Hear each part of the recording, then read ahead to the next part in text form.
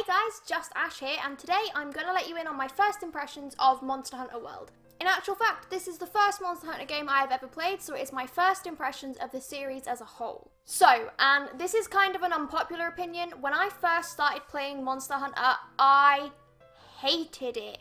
It was boring and the combat was just way too stiff and clunky for my liking. But rather than just give up on it, I decided to persevere, and now I'm 10 hours in, I feel like my opinions are a little less unfounded. Okay, so the first thing I want to talk about is the online aspect. Basically, the main hub of Monster Hunter World can have up to 16 people in it, and every time you post a new quest, you can have up to 4 players join you. You also have the option of starting a quest on your own, and then if it gets too difficult or you need some help, you can fire off an emergency SOS flare, and this allows players from all over the internet, not just your main hub, to join you on that quest as well. But if you're like me and don't like playing online, you absolutely do not have to. You can set up a private session so that no one else can join you at the main HQ.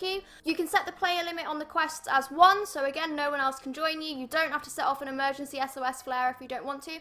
And you can also play while not connected to the internet as well, which is really great because I hate games that require you to have an online connection all the time. Next, I want to talk about the character creator. To be honest, it's pretty in-depth, which I like. I love a character creator that allows me to properly customize things, and you can choose from a few presets and build from there, or you can start from scratch.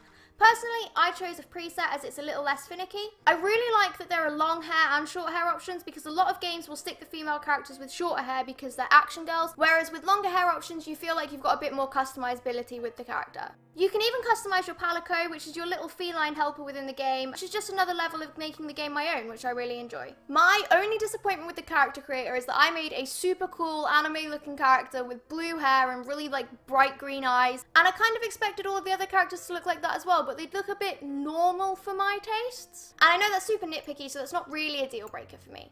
Next up we have the gameplay. So far for me the gameplay has been split 50-50 between hunting monsters and exploring the world. Unfortunately the story isn't that compelling, so I haven't really progressed that far into it, which is a shame because obviously the further in the story you get, the more monsters you can hunt, the more things you can craft, blah blah blah. And factored into the gameplay is the crafting system. All of your crafting items come from monsters that you hunt. And unfortunately this does mean there is quite a bit of farming required to get certain sets of armor or weapons that you might want. However, I'm informed that that's kind of a staple of the Monster Hunter series, so I'm not going to pick too much because it's still fun to do.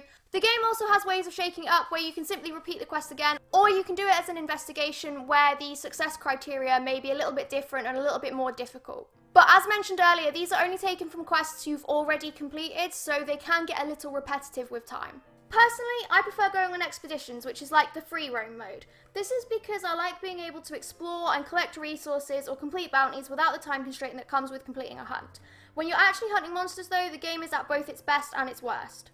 The combat is still really stiff and clunky. Basically, it works by pushing an attack button in a direction, but if you press the wrong attack button or the wrong direction, you are then locked into that animation, and with certain weapons, it can take a really long time, leaving you vulnerable to attack. But when you've got used to combat, you can do some really cool things. I use the Insect Glaive, which is the only weapon in the game that allows you to vault whenever you want, and this comes in handy when you're trying to mount monsters to do massive damage. In the bottom right hand corner of the screen there's a little menu that you can use the D-pad to scroll through, and it'll select an item from your inventory. The game doesn't point this out at all, and unfortunately the items in the menu are not in the same order that they are in your inventory, which unfortunately means you still spend a really long time looking through the menu trying to find the item that was going to heal you. In fact, there are a lot of little things like that that are not pointed out in game.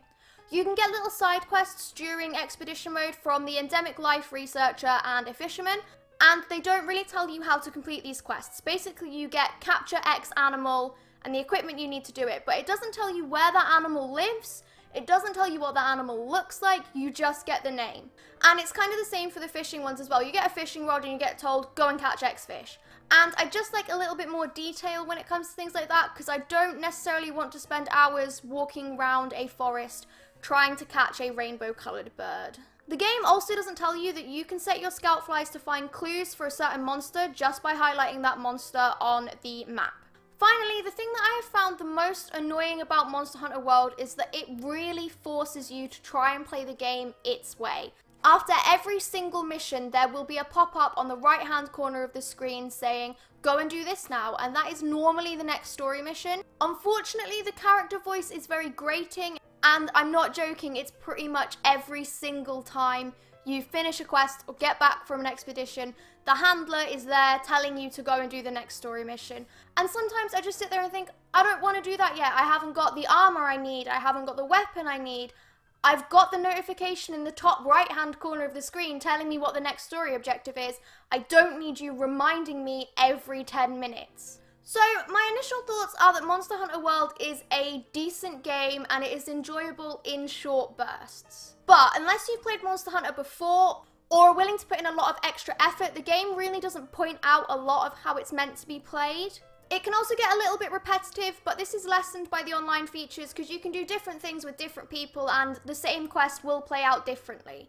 And again, I understand I'm only 10 hours into this game and that it might get much better. Well, I suppose I better give this video some sort of a conclusive ending, so I'm going to rate this game, play it until I get bored and decide I want to play Skyrim again. So that is it for this video. What do you guys think of Monster Hunter World? Please leave it in the comments below, and if you've enjoyed this video, please remember to give it a big thumbs up. And as always, pour yourself a nice cup of tea and join me next Friday at 8 for the next video.